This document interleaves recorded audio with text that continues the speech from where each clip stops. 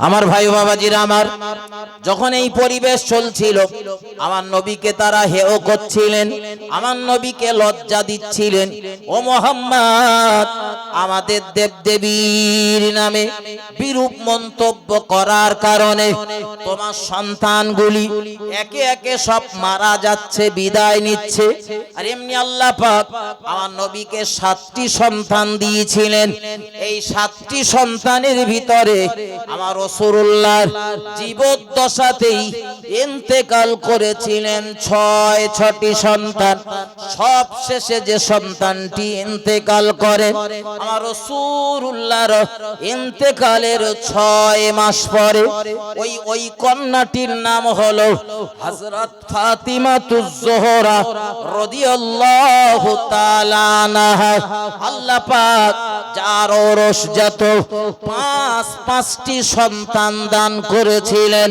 ও বাবাজি ভাইজানেরা, হযরত মুহাম্মদুর রাসূলুল্লাহ সাল্লাল্লাহু আলাইহি ওয়াসাল্লামের কলিজার টুকরা সন্তান ফাতিমাতুজ জোহরাকে মহান আল্লাহ সন্তান দান করেছিলেন 5টা। হাসান আর হুসাইন। আপনি শুনেছেন 2টো, কিন্তু কিতাব বলতেছে 5টা। আপনি শুনেছেন, আমিও শুনতাম আগে, যখন কিতাবপত্র পড়িনি তখনও শুনতাম 2টো। কিতাবপত্র পড়ার পরে দেখতেছি হাসান আর হুসাইন ওরা 2 ভাই না, ওরা 5 ভাই বোন। কত ভাই বোন? আমি বোঝানোর, হযরত হাসান, হযরত হুসাইন, হযরত মুহসিন রাদিয়াল্লাহু তাআলা আনহুম, এই 3টে হলো পুত্র সন্তান। আর একটার নাম উম্মে কুলসুম, আর একটার নাম জয়নব। উম্মে কুলসুম আর জয়নব, এই 2টো হলো মেয়ে, এই 2টো মেয়ে, আর 3টে ছেলে। এই মুহসিন নামীয় ছেলেটি অল্প বয়সে মারা যায়, কিন্তু বাকি 4 জন, হাসান, হুসাইন, জয়নব আর উম্মে কুলসুম, এরা দীর্ঘ হায়াত পেয়েছিলেন। হাসানকে তো বিষ প্রয়োগ করে মারা হয়, হুসাইনকে সেই কারবালার প্রান্তে শহীদ করা হয়।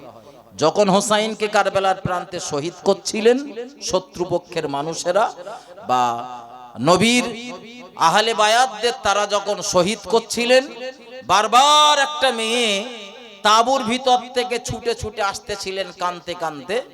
সেই মেয়েটার নাম হলো জয়নব।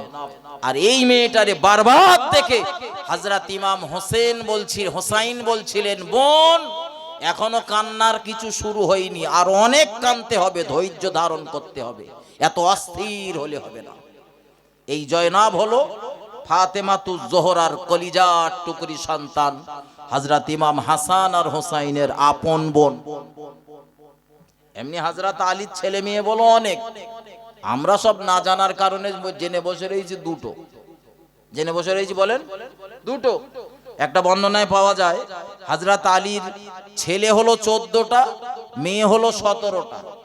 তার মানে হযরত আলী তার প্রথমা স্ত্রী ফাতেমা ইন্তেকাল করার পরে আরো কয়েকটা বিবাহ করেছিলেন।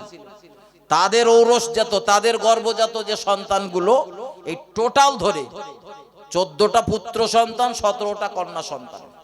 আমার আলোচনায় আপনাদের অসুবিধা হচ্ছে নাকি? মনে হচ্ছে যে হুজুর মনে হয় গাঁজায় টাজা আজকে দম বেড়ে উঠেছে, নাহলে সব উল্টো পাল্টা বলে কেন? নতুন নতুন লাগছে না? হ্যাঁ, আর নতুন নতুন লাগলেও আমি যেটা বলছি দলিল আছে এবং সত্য। হাক্কানি যোগ্য বিজ্ঞ আলেমকে জিজ্ঞাসা করে দেখবেন, তারা বলে দেবে হ্যাঁ সত্য বলেছে। আমার ভাই ও বাবাজিরা আমার, কথাগুলো গভীর ভাবে নেন। এদিকে বলতে গেলে ওদিকে আবার আলোচনা অন্যদিকে চলে যাবে। আমি আপনাদের যেটা বোঝাচ্ছিলাম সেটা বুঝে নেন। আল্লাহর নবী জনাবে মুহাম্মদুর রাসূলুল্লাহর এই পুত্র সন্তান ইন্তেকাল করেছেন। মক্কার কিছু মানুষেরা আমার নবীকে বেউজ্জতি করবার চেষ্টা করলেন, কিন্তু মহান আল্লাহ আমার নবীকে তো বেউজ্জতি করলেন না, বরং আমার নবীর ইজ্জত সম্মান আরো বৃদ্ধি করে দিলেন। সেই সঙ্গে মহান আল্লাহ